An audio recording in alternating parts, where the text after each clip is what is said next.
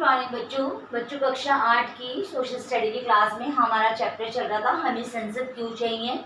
इसमें हमने संसद के बारे में जाना कि संसद क्या होती है, संसद की आवश्यकता क्यों होती है। अब मैं आपको संसद की भूमिका के बारे में बताने जा रही हूँ। बच्चों, जैसा कि हम सभी जानते हैं, भारत एक लोकतांत्रिक देश है और लोकतांत्रिक देशों का ही समर्थक है।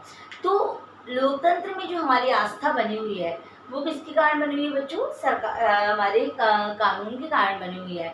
और ये कानून कहाँ से आते हैं? ये कानून संसद से आते हैं।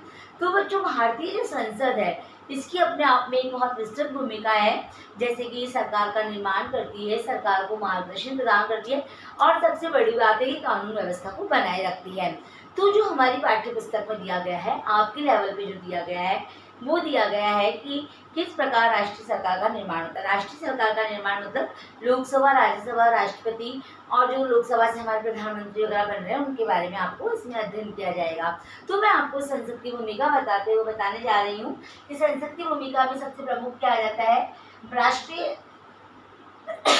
सरकार का चुनाव करना। अब राष्ट्रीय सरकार क्या हो गई बच्चों? जैसे कि अपन लोग सब जानते हैं कि वर्तमान में बीजेपी सरकार है और हमारे जो प्रधानमंत्री है माननीय श्रीमान नरेंद्र जी मोदी हैं। तो ये कैसे प्रधानमंत्री बने? तो इसके लिए हमको जानना आवश्यक है संसद में कितने भाग होते हैं। संसद जो होती है ना बच्चों, देखो जैसे ये संसद है ना, संसद है। अब संसद किससे मिलकर बनी है? राष्ट्रपति प्लस 2 सदन। किससे मिलके बनी है बच्चों? राष्ट्रपति प्लस 2 सदन। 2 सदन कौन से हो गए? लोकसभा और राज्यसभा, है ना। अब आपको सवाल क्या उठता है कि भारतीय संसद कितने सदनीय है? तो भारतीय संसद द्विसदनीय है। एक है लोकसभा और एक है राज्यसभा। लोकसभा जिसे कि हम किस सदन के नाम से जानते हैं? निम्न सदन के नाम से जानते हैं। और राज्यसभा जिसे कि हम उच्च सदन के नाम से जानते हैं। अब जो लोकसभा में बहुमत दल का नेता होता है, अब लोकसभा में क्या होता है? सभी दल के सदस्य होते हैं, सभी राजनीतिक दल के सदस्य होते हैं, चुनाव के द्वारा जीते हुए होते हैं। और उसमें भी जो लोकसभा में जिस दल को, जिस भी पार्टी को बहुमत प्राप्त हुआ है उसका जो बहुमत दल का लीडर होता है वो हमारा भारत का प्रधानमंत्री होता है। लोकसभा को हम निम्न सदन के नाम से भी जानते हैं, यह लोकप्रिय सदन भी कहलाता है और प्रत्येक 5 वर्ष के पश्चात इसका चुनाव होता है। जैसा कि देखो आपकी पाठ्य पुस्तक में बताया गया है, भारतीय संसद में राष्ट्रपति और द्विसदन होते हैं, राज्यसभा और लोकसभा। लोकसभा चुनावों के बाद सांसदों की सूची बनाई जाती है। इससे पता चलता है कि किस राजनीतिक दल के कितने सांसद हैं। यदि कोई राजनीतिक दल सरकार बनाना चाहता है तो उसे निर्वाचित सांसदों में बहुमत प्राप्त करना होना चाहिए। चूँकि लोकसभा में कुल 543 निर्वाचित सदस्य और 2 मनोनीत सदस्य होते हैं, इसलिए बहुमत हासिल करने के लिए लोकसभा में किसी भी दल को कम से कम 272 सदस्य होने चाहिए।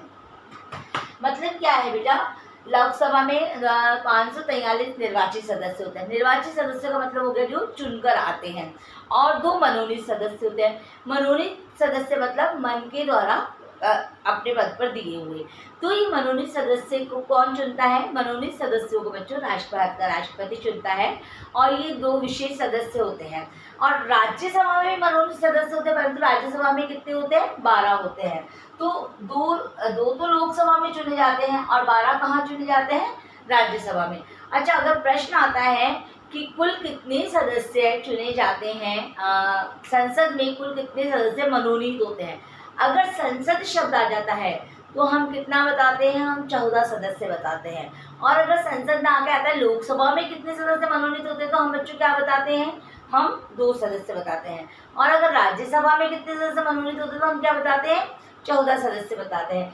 तो होता क्या है, प्रक्रिया क्या होती है कि अगर कोई भी दल, चाहे वो बीजेपी हो, चाहे वो कांग्रेस हो, चाहे वो समाजवादी पार्टी हो, चाहे बहुजन पार्टी हो, चाहे अकाली दल हो, अगर वो गवर्नमेंट बनाना चाहता है तो उसको क्या हासिल करना होगा? उसको बहुमत हासिल करना होगा। जैसे 543 सदस्य हमारी लोकसभा में हैं तो उसे कम से कम 273 सीटों पर या 273 का बहुमत उसको प्राप्त होना चाहिए। अब अगर वो बहुमत प्राप्त नहीं कर पाता है, कुछ मतों से ही वो रह जाता है, तो वो क्या करता है? गठबंधन की सरकार बना लेता है। गठबंधन क्या होता है? शब्द आ गया गठबंधन। गठबंधन का अर्थ होता है जब कोई एक दल अपनी सरकार नहीं बना पाता है लेकिन वो अपनी दावेदारी प्रस्तुत करता है तो उसे एक निश्चित समय अंतराल में किसी दूसरी पार्टी से मिलकर क्या बनाना पड़ता है, अपना बहुमत साबित करना पड़ता है। उसमें वो किसी निर्दलीय से भी मिल सकता है या फिर वो किसी कोई पार्टी होती है ना, कोई दूसरी पार्टी, राजनीतिक पार्टी होती है, उससे भी वो मिलकर अपनी सरकार को बना लेता है। इस प्रकार गठबंधन वाली सरकार प्राप्त हो जाती है। तो समझ में आ गया, दो शब्द आ गए, एक बहुमत आ गया और एक गठबंधन आ गया।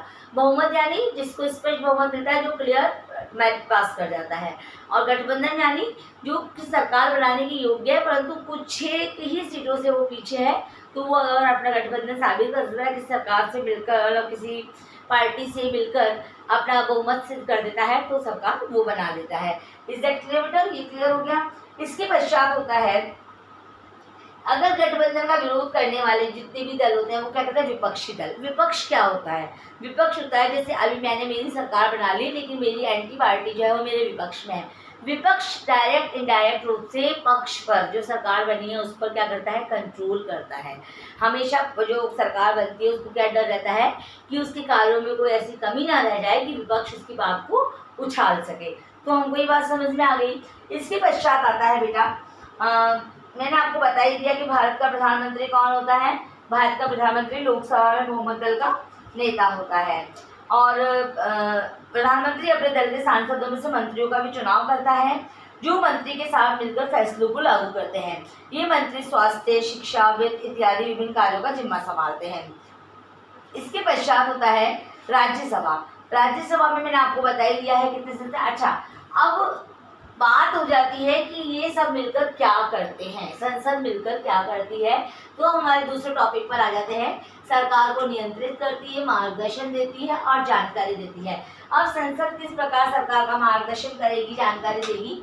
तो बेटा जो संसद में जो मंत्री होते हैं, जो संसद का अध्यक्ष होता है, जो इनका लीडर होता है, वो सब क्या करता है, सरकार से प्रश्न पूछकर, काम रोको प्रस्ताव के द्वारा, प्रतिवेदन प्रस्तुतिकरण के द्वारा क्या करता है, सरकार का मार्गदर्शन करता है। मैंने आपको बताया जो विपक्ष होता है वो हमेशा से क्या करता है, विपक्ष हमेशा से जो सरकार है उसके कार्यों पर पूर्णतः निगरानी रखता है कि कहीं उसके द्वारा कोई ऐसा कार्य ना हो जाए, कहीं उसके द्वारा ऐसी भूल ना हो जाए जिससे कि क्या हो, आगे परेशानी हो।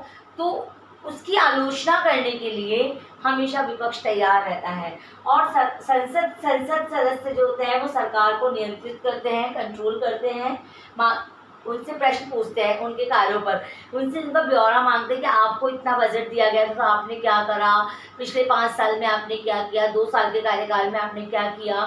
तो हमेशा एक डर बना रहता है। अच्छा, इन सब के अलावा भी एक बहुत महत्वपूर्ण भूमिका हमारी संसद की होती है। वो क्या है बच्चों, वो है कानून बनाना। जैसा कि मैंने आपको बताया था, सरकार के 3 भाग होते हैं। सरकार के 3 है ना, तीन अंगों से मिलकर सरकार बनती है, कार्यपालिका, व्यवस्थापिका और न्यायपालिका। जो व्यवस्थापिका है वो क्या हो गई, हमारी संसद हो गई। हमेशा ध्यान रखना, भारत की व्यवस्थापिका को किस नाम से जाना जाता है, भारत की व्यवस्थापिका को संसद के नाम से जाना जाता है। तो संसद जो है वो हमारी क्या करती है, कानून बनाती है, कानूनों का निर्माण करती है। कैसे करती है, ये हम हमारे पाठ्य पुस्तक के आगे की पुस्तकों आगे के चैप्टर्स में पढ़ेंगे। जैसे कि राष्ट्रपति की सिग्नेचर, जैसे लोकसभा और राज्यसभा दोनों मिलकर किसी विधेयक पर अपनी कानून बनाते हैं, आपस में सहमति जाहिर करता है और वो राष्ट्रपति की सिग्नेचर के बाद क्या बनता है, कानून बनता है। लेकिन इसमें भी साधारण तरीके से होता है, किस किस तरीके से होता है, विशेष बहुमत के द्वारा होता है। तो ये सब हम हमारी आगे की पाठ्य पुस्तक में पढ़ेंगे। पर अभी जो हमने पढ़ा, हमने जो जाना, वो हमने संसद की भूमिका जाना। इसमें हमने जाना है कि सरकार का कैसे चुनाव करती है, सरकार को कैसे नियंत्रित, मार्गदर्शन और जानकारी देती है और कानून बनाने का कार्य करती है। तो बच्चों हमारा ये पार्ट 3 भी यहीं पे समाप्त हो जाता है और आपने इसके पाठ्य पुस्तक के प्रश्न उत्तर कर लीजिएगा। मैं आपको कुछ प्रश्न ऐसे दूंगी जिनसे आप टेस्ट की तैयारी भी करिएगा और मैं आपको चैप्टर्स भी बता दूंगी। आप अनावश्यक टेंशन मत लिया करो कि हमें क्या करना है क्या नहीं, मैं कहूँ यही कार्य आपको करना है। उसके अलावा आप अंदर से मत सोचा करो, परेशानी हो तो पूछ लिया करो, पर अनावश्यक परेशान मत हुआ करो। इज दैट क्लियर बच्चों? Class over, thank you.